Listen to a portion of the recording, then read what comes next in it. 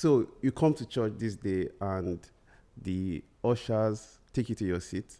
And you're on your seat, you're just praising God, having a good time. And then the pastor comes up and says, hey, look at your neighbor and tell them you're looking good. And you look at your neighbor and she's actually looking good. And you're, oh, all right. One thing leads to the other. You guys start talking, exchange numbers. 2 weeks later, you realize, oh my God, I think I'm in love. I'm in love with this person. And somebody says, the next thing you're supposed to do is tell your pastor about it.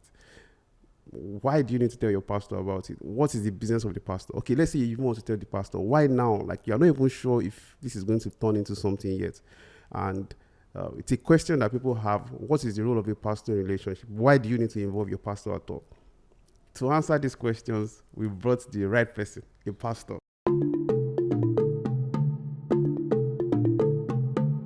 We have Pastor Dami in the house. Welcome, Pastor Ma. Welcome to the Rules of Engagement podcast. It's really awesome to have you. We're looking forward to this, and Thank you so much for we know we're going to have a great time. Glory to God. All right, yes, Ma. we will. So you've heard my intro. So let's start with this. Why should a pastor be involved in somebody's relationship? Is it not your business? Why is it the pastor's business? Okay, thank you very much. Thank you for having me here. And Yes, I want to celebrate our spiritual parents. Yes, ma'am. Pastor Muyiwa and Pastor Timito. Thank you, Daddy and Mommy, for the privilege to be here. Okay, is it your pastor's business? What's your pastor's business? A lot of people have that question. But really, yes, it is your pastor's business. Okay, ma. Because your well-being, total well-being actually is your pastor's business. Okay, so let's give an example. We is a pastor. Okay, the pastor is a shepherd. And I think that for you to actually see the work of a shepherd, because a pastor is an under shepherd, so you need to see, okay, who is a shepherd? You look at Psalms 23, for example. Yes, ma'am. The Lord is my shepherd, I shall not want. Yes, and then it goes on. What's the responsibility of the shepherd? Wants to ensure that the sheep is safe, well fed, well nourished, and taken care of. Well taken care of. So that's the shepherd's business. So yes, your business is your pastor's business. So when it comes to relationship, we understand that it's a major part of our lives. So involving our pastor is not frivolous. It's because your pastor is interested in your well-being, and that is a major part of your well-being. So it's your pastor's business. All right, so it's your pastor's business because not because you can't make your decisions, but because your pastors care about your entire life. Exactly. And your relationship is a major part of your entire life. Okay, thank you, ma. So that is straightforward. Yes. So, but the question now is, all right, I agree. I need to involve my pastors. But why do I have to involve the pastors from the beginning? Why can't I tell the pastor, like, okay, we've been dating for like a year. We're already planning to meet our parents. Like, okay, pastor, this is what is going on. Why do I have to start from the beginning? Or when do I need to start? And why do I need to start from that point? I think it will just save yourself a whole lot of drama and trauma and possibly headache. Okay, ma'am. Because from the illustration you gave, yes, ma'am. If you've gotten to that point that, you guys have really gone far, and then you tell your pastor, and for some reasons your pastor say that you shouldn't go ahead, it becomes very difficult at that point to even make the right decision because your emotions are involved already. So if you ask me, because I've had people ask me, at what point should I even let my pastor know? Okay, ma'am. And the answer I gave somebody a while back is, once you start smelling it, there's sometimes that you can just see that, a brother now chats you. Yes. You look good in church today. From where to where? Yes, ma'am. And then, so I just thought to check on you. How is your day going? And you're wondering. Actually, from that point, it's better. Ma'am. Because there are some things that, for example, you may even be liking somebody that is a no-go area. You don't know everybody in church. Yes, ma'am. But at least your pastor has an idea. I may not know everybody. Yes, ma'am. And that is why we have sub-units. Thank God church is growing. From sub-units, people are under units. I can tell that, okay, even if I don't know this person, I can find out. From the head of the unit. Yes, from the head of the unit. Okay, ma'am. And so most likely your pastor has more information about that person than ma'am. You do. Okay, ma'am. So for your good, from the very beginning, before anything even kicks off, you should let your pastor know. So something happened recently. Somebody came to tell me that I'm privileged to be the head of a unit. Okay. So somebody in my unit came to tell me that there's this lady that he's liking. And I just told him, no, no go. And at the point, I could not tell him why. I just told him, please, just, I almost mentioned his name.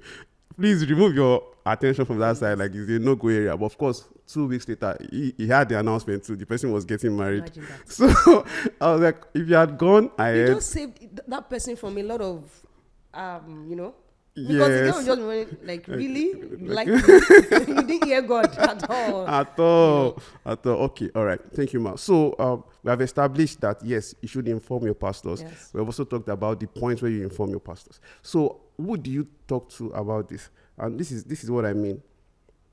It's a social media world. Yes. There are a lot of pastors on social media, and some of them, this is their field. They are relationship pastors. Well, there's no relationship pastor, but they have a calling, a ministry in relationships. So who do you tell? Do you tell a pastor in your church, or you can just meet a pastor and just, okay, this is a relationship coach, I can just talk to somebody? Or is there a particular pastor you need to talk to about this?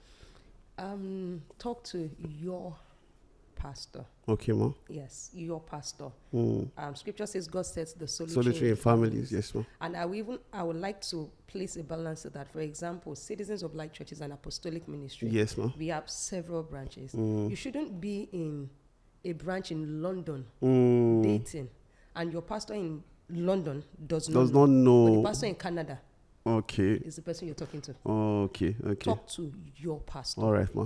Especially if the person is in the same location, even if the person is not. For example, I had someone meet us a while back that, this person is asking me out. The person is not in the same location. Okay, Ma. And by the time we called the location the person is in, the person had dated 2 people in the space of 1 year. Okay, and Ma. in that same 1 year, is asking somebody in third another person. location out. Wow. So really, if you ask me, I don't think, even if he is the person, but the timing Not is wrong. now. Yes, Not Ma. now. Yes, Ma. So talk to your pastor. Your pastor can give you more specific counsels. If you talk to somebody, a relationship coach and all that, the person will just give you the general rules. Yes, Ma. Yes, something generic. But for you need specific counsels. Yes, Ma. Yes, so Okay, talk Ma. to your pastor. I understand there's a social media world. I understand that there are so many people out there that you can talk to. Yes, Ma. But you should have a pastor. So talk to your pastor. Okay, Ma. So I think this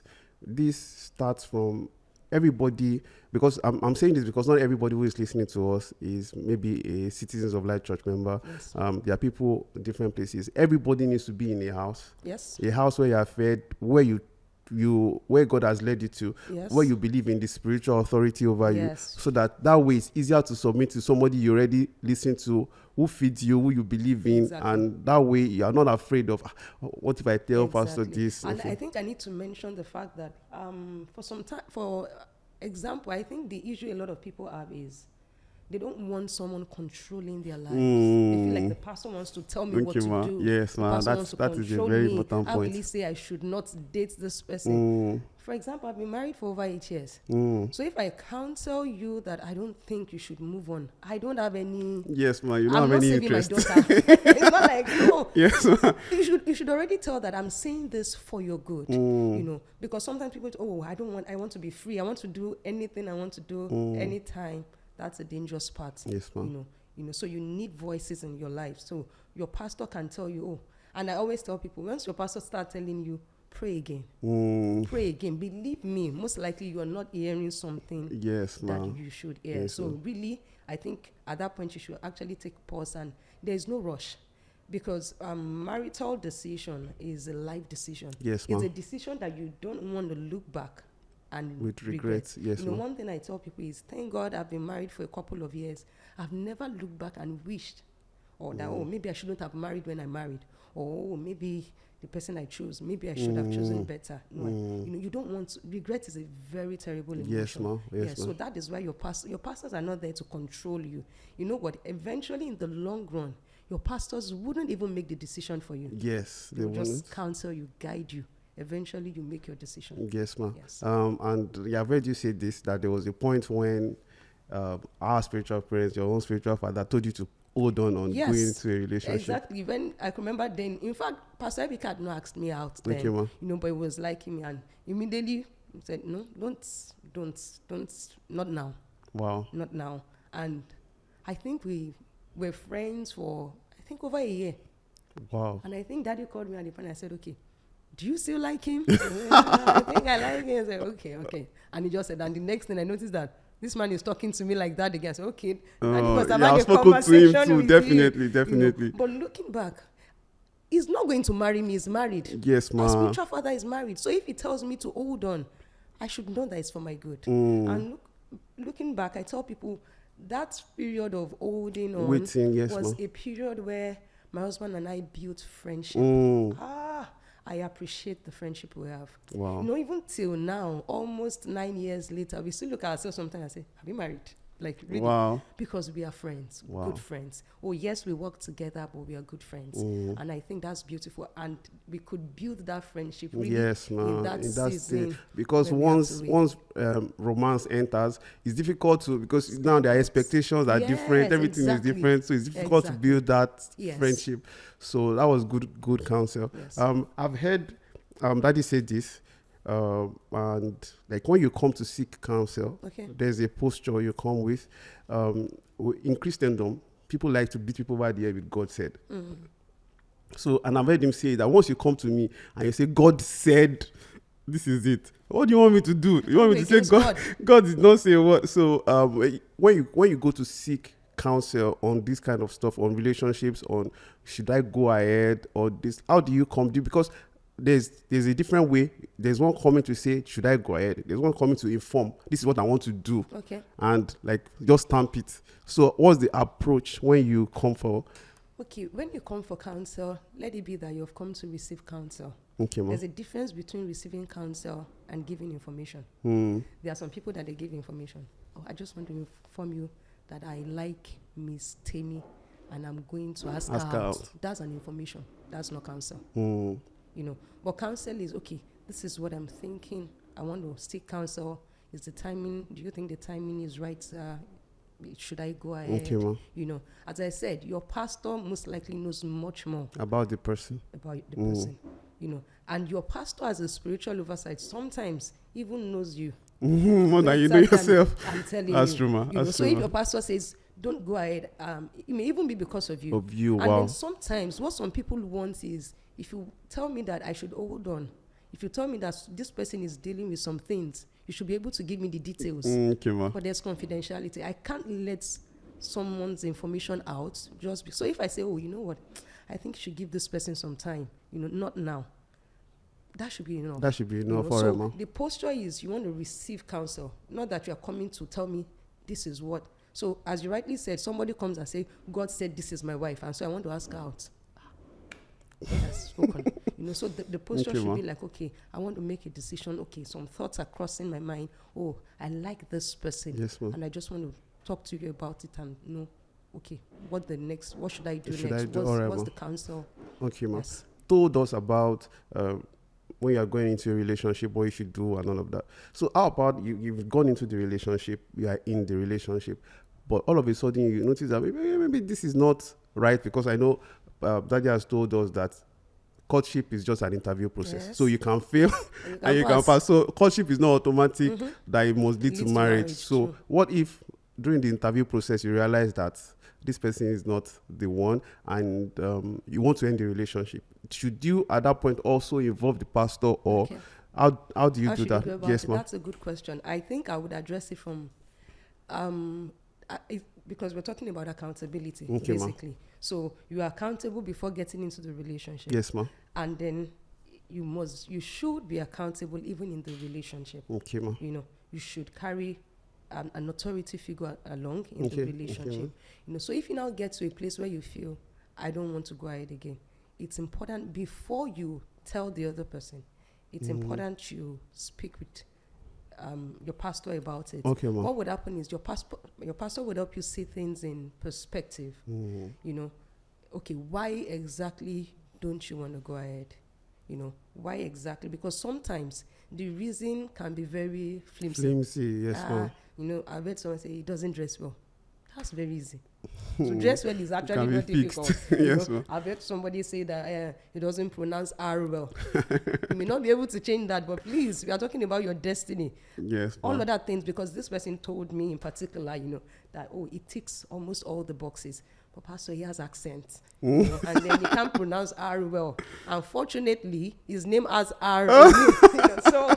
But I told her, look, that's too flimsy to want to say no to somebody or break up a relationship because of that, you know. So what your pastor will do is your pastor will help you see things in perspective. Okay, there are some things that you'll come to tell me as a pastor, and as you're saying it, I can already tell that, you know, no go area. Okay, you know, I've had people tell me things, and I can tell that, look, you people, there's no agreement here. There's no doctrinal agreement here. You know, I can see some signs already, and you are telling me those things. I can tell you, okay, so you feel you shouldn't go ahead. I think what you see is valid. Correct. Then Okay, you shouldn't go. But sometimes people want to leave relationship for very not so tangible reasons. Okay, Your pastor would help you see things in perspective. Then you can make an wholesome decision. Okay, ma. Yes. Okay, all right, ma. So I've talked a lot, all right. We've covered from the beginning of the relationship. Now we've talked about if you need to exit relationship. Now there's a common saying, I think everybody who teaches relationship talks about, especially in marriage and even outside of marriage in relationships, don't involve third parties in your relationship. Is there an exception for pastors, or pastors are not actually third party, or how does this come in? Because if I'm telling a pastor about, okay, I want to ask somebody out, now we're in the relationship, you talked about accountability. So if there's something going on, I'm telling the pastor. If we want to break up, I'm telling the pastor. Is that not involving a third party in the relationship? Okay, beautiful question. Don't involve third party. Can be correct, and it can also be incorrect. Okay, ma. You know, so perspective. Involving third party with anything happening in my relationship, I want to tell somebody about it. I want to gist somebody. I just want you to know what is happening with me is absolutely not necessary. Okay, ma. You know, for example, I had a couple that had issues with conceiving. Okay, ma. And then went to see a doctor on a particular day. Yes, ma. And the doctor actually realized that the man had the issue. Oh, okay. You know, so told them and all that. They ran some tests. So that day they went, collected the results. The doctor counseled them. And the next day, the wife's mother came in and was telling the man, so it's because of you. That was just something that happened yesterday. Totally unnecessary. Wow. Or your friend comes in and then tells the husband, your friend already knows about it. Wow. To what extent? What's the purpose? That's absolutely you involving a third party. Okay, ma. But when you seek counsel, that is not a third party. When you speak with your pastor, that is not a third party. Okay, ma. Because what you want to do is you want to receive counsel. You want somebody that has a spiritual oversight over you, that is seeing things in better perspective, to help you see things right, so that you can make the right judgment or the right decision. Okay, ma. You know, because the truth is, nobody has been designed to go through life alone. Yes, ma. So yes, if you want to say you don't want to seek third party, that means it would affect every other thing. So you're supposed to build your house by yourself. You're supposed to do your medicals by yourself. Right, yes, but because you need a medical answer, you seek a medical doctor. Yes, do you understand? So when you seek your pastor's counsel, you need a life answer. So you're seeking. So it's not. You are not just going to. And that's why your pastor is not your gisting partner. Yes, ma. Yes, you are not just going to drop gist and my husband did this yesterday. No. That's not the role of your pastor. Okay, ma. So you're seeking counsel. All right, ma. Yes. So that's not involving. Okay, ma. I like the way the example you gave. So you are building a house. You involve an architect. That's not just putting an unnecessary third party. This is somebody you need in the process of that. But you are building a house, then you tell your friend, yesterday we spent 1 billion naira on this. For what purpose? Absolutely unnecessary. Okay. So you need an architect, then you speak with an architect. There's a medical issue, you speak with a doctor. There's a life issue, you speak with your pastor. Wow. I feel like that's something that you can tweet right. Wow, that's awesome. All right. So I want to go to this. What if you are about to ask somebody, or somebody is asking you out? Okay. And because everything you are talking about really is being submitted to spiritual authority. Yes. And you are asking somebody out, they're asking you out, and this person is not submitted to authority. What I mean is, so you, for example, you're thinking of talking to a pastor, they're like, there's no need, or they have come to ask you, like, this thing that is pastor already, like, what's the business of the pastor? Is that, how do you interpret that? What do you do with that kind of situation? Okay, I always tell people it's a red flag. Yes, it's a major one. I know that a lot of people play down on it, but it's a major one. you have someone that is not submitted to authority, it's a major one. You know, I can even say that at the point I dated someone, Okay, ma. we broke up, and then later he wanted to come back. Okay, ma. He actually broke up. Oh, wow. Yes, he broke up with me. Imagine that. As in, what was he thinking? Well, we're happy. On behalf of Pastor IBK, we are very happy. So he broke up with me, and then later on he wanted to come back. And because he broke up with me, it's easy for me to actually accept him Yes, back, ma'am. you know. So I was already considering, I was already thinking about it. But something happened. We had a conversation, because talking about someone submitted to authority, it doesn't just mean that you attend a church. The church, yes, You ma'am. can be in a church, but you are not submitted to the authority of the leadership of that church. You know, so he wanted to make a relocation decision. Okay, ma'am. Personally, in my heart, I think it was making the wrong move. Okay, ma. You know, so I kept trying to tell him, but I saw that I wasn't listening. And then I said, okay, have you spoken with your pastor about it? And what did your pastor say? And the answer he gave me that day, I knew that I can't marry this person. Wow. He said something like, pastor is just saying his own, it's not his business. He would just Wow. say, he just said it, and I felt like that's the spiritual authority over your life, that you just played that one like that. Dismissed. So if it happens that there's an issue in the marriage, and I need somebody to call you to order, what you have just told me is that the authority over your life cannot. Yes, It's ma'am. a different thing for you to say, okay, pastor said this, but I'm still picking in my heart that is a different thing. But he practically just dismissed the pastor. and watered Wow. down everything the pastor said. Wow. And to me, right there, when he was done, I told him, I said, I think I've made a decision. He said, oh, what is it? I said, it's a no. Wow. I'm not going ahead.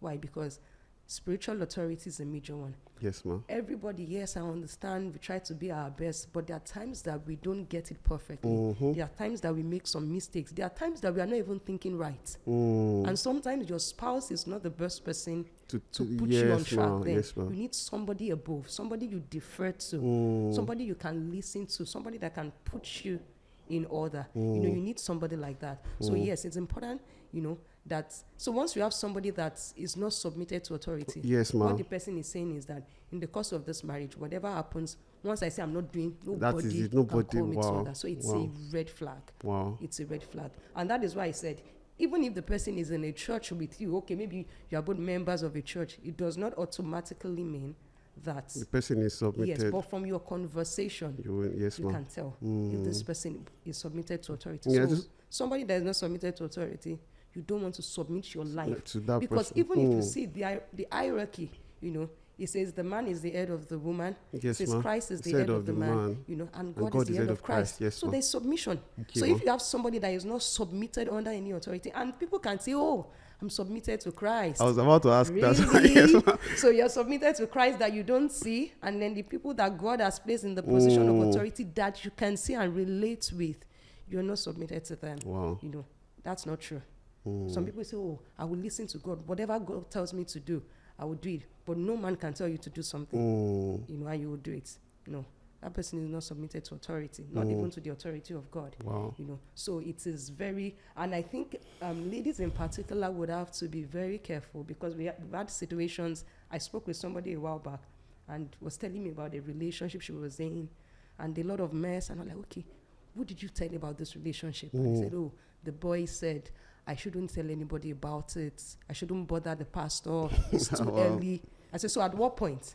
At the point where you are supposed to go and meet your parents, you now tell your pastor. At that point, there's really little or nothing a pastor can do Wow. about it. Wow. So authority, submission to authority is actually one thing that both the man and the woman Man need to should do. look out for. Talking about someone submitted to authority, of course, this example is quite trivial, but very important. So a particular day, Daddy was in Lagos, Okay, and ma'am. then we're to go see Daddy, and Pastor IBK put on a particular outfit. Okay, I ma'am. had issues with it. Like, oh no, don't wear it. I thought it was wrong, And then, so at the point, I just thought of it, but he told me, I'm going to wear it. We're just back and forth. And then I told him, I said, in fact, please wear it. Today, we'll be able to tell if truly I'm right or I'm wrong. And then Okay, he ma'am. asked me that, what do I mean? I said, Daddy, you can't wear something wrong with Daddy and you won't talk. Yes, ma'am. And so we dressed up, went to the hotel, and immediately we got in. Daddy was gisting with us. When Daddy starts looking, he would turn his eyes. In my mind, I was already laughing. Sir, please, this is the saving grace that I'm right. Just say wow. something. So Yeah. So that kept, we were there for about 2 hours. After like 2 hours, then he just said, hi, BK. That said, I can't hold it again. What's this? I practically went on the floor and I started laughing. And Daddy was like, okay, what's funny? Why are you guys laughing like that? I said, Daddy, I told him that if it was something that is not good, you will tell him. We don't have a father that won't tell us the truth. And I'm not married to a man that will not listen to the truth. I'm not married to somebody that will not listen to the authority figure over his life, even in something as mundane as his appearance. Wow. Because some people are just so stubborn. Nobody can tell me what to do. How can somebody tell me? It's for your good. There are some places that just because of how you appear, the doors will not be open to you. Wow. So for me, it's a big deal because really somebody that can be called to order. And it starts with little things. Little things. Because you will see that if somebody is asking you out, or even sometimes you're even already dating the person. Yes, ma'am. Because now we're not even just talking about before dating. Yes, even ma'am. if you're already dating the person and you can see the sign, it's a red flag. Because as I said, there will be issues. Issues will spring up. The best of the people still sometimes fall short of being the best of themselves. So sometimes you need somebody to help you think right. You need somebody to help you see things in perspective. Okay, you ma. need somebody to show you like, oh, what you're doing is wrong. And so if you're married to somebody that nobody can call to order, then I can say that you're in trouble. You're in trouble. And even from the little things, I could tell that day that immediately, and that was the last day that my husband put on that clothes. Wow. Immediately that he said, I can't hold this again. What is this? What is this? Immediately we got, we laughed all the way till we got home. And immediately we got home, he said, it's a seed. We cleaned it up and then we sowed the seed. That was it. But imagine if I had a husband that says, what's his business? Is it not my clothes? Because that's how some people behave. Yes, ma'am. What's his business? Is it not my life? It's your life. But somebody sees that, look, you want to make a shipwreck of this life, and I'm correcting you, it's for your good. So you need somebody that is submitted to authority. And then so I had a conversation with my union members, like I think last week, and they were okay. So I've heard people say this. When I say, how come this is going on with you and I don't want to say, I don't want to disturb you. You're not disturbing me. Please, I'm going to write it down the end. Disturb me, please, disturb me. Why should you disturb me? Sometimes people will call me, and sometimes maybe something urgent comes up, and you call me at night. I say, I'm so sorry to disturb you. Or somebody is dropping a voice note. I say, it's okay. Or what's up? What's been happening with you? And I say, oh, Pastor, a lot has been happening, but I don't want to disturb you. Did I complain? So no, you're not disturbing. Okay, you become disturbing when you are bugging people with issues that really are trivial. Very trivial issues. Or something very trivial happens, then you may not need to. But that you are discussing life issues, you're seeking counsel. There's never, I don't think any pastor would complain that you are being disturbed. No, because that is why we are here. That is our responsibility. Wow. Thank you so much, ma. I really been blessed by this session. Thank you. Basically, if I can try to wrap up some of the things you've said, it is that submitting to spiritual authority, it is very important. Yes. And if it is not existent, that is a red flag on its own. It's not something you even need to pray about. It's a red flag. Yes. And so at the beginning of the relationship, during the relationship, and if for some reason the relationship needs to end, you need to carry your pastors along. All right, thank you so much, man. But I want to give you, I don't know, like I said, this is rules of engagement. Okay. It's a relationship podcast. So maybe you have something you want to share with us before, because we don't know the next time we're able to get you here. So is there anything you want to share with our listeners, ma? Yes. Just as you were rounding up now, something came to my heart. Okay, ma. There are times that people have boundary issues in relationship, or you've started crossing boundaries that you shouldn't. Okay, ma. And sometimes I've heard people say, well, I wanted to talk to you about it, but my boyfriend said no. If you're in that situation, that's another red flag. Because sin thrives in secrecy. Yes, so if he's saying don't talk about it, then you are not actually you are going to go deeper into the that sin. So when you talk about it, actually you're seeking a way out already. But my general counsel to people is, irrespective of where you've been, because you may be listening today and then you're wondering that, oh, Pastor, I think I made a mistake. I said yes, and in fact we have gone on and I've not spoken with anybody about it. It is never too late to do the right thing. Yes, ma'am. I think sometimes, and that is why people need to be don't be deceived by the enemy. Condemnation is not of God. Because sometimes you're not doing the right thing, Yes, and you ma'am. keep feeling bad that you're not doing the right thing, Yes, ma'am. and And you're you still keep- not yes, doing ma'am. the right thing. Yes, ma'am. That's condemnation. You know, so if you're listening to us and you're wondering that, oh, pastor, you know, I've not been doing the right thing, I've not been accountable, you know, be accountable. Yes, ma'am. You know, be accountable. It is never too late to take the right turn. Wow. Never too late. So you're listening, the time to take that right turn is now. Wow. Make that right move now. Be accountable. Accountability is for your good. Pastors are busy. Yes, I'm ma'am. telling you. Can you imagine? Pastors are busy, you know, and that's one of the things I've learned from our spiritual parents. There are sometimes that once you discuss something with me, you have put a prayer burden on me. Wow. You have declared a fast without you even knowing that I'm going on a fast because of this case. You have declared a fast for me. You know, so pastors are there to ensure that your life is in order. Yes, ma'am. According to God's plans and purposes for you. So it's Yes, for your ma'am. good that you're accountable. And if for some reasons you feel like you're not doing well, make the right turn now.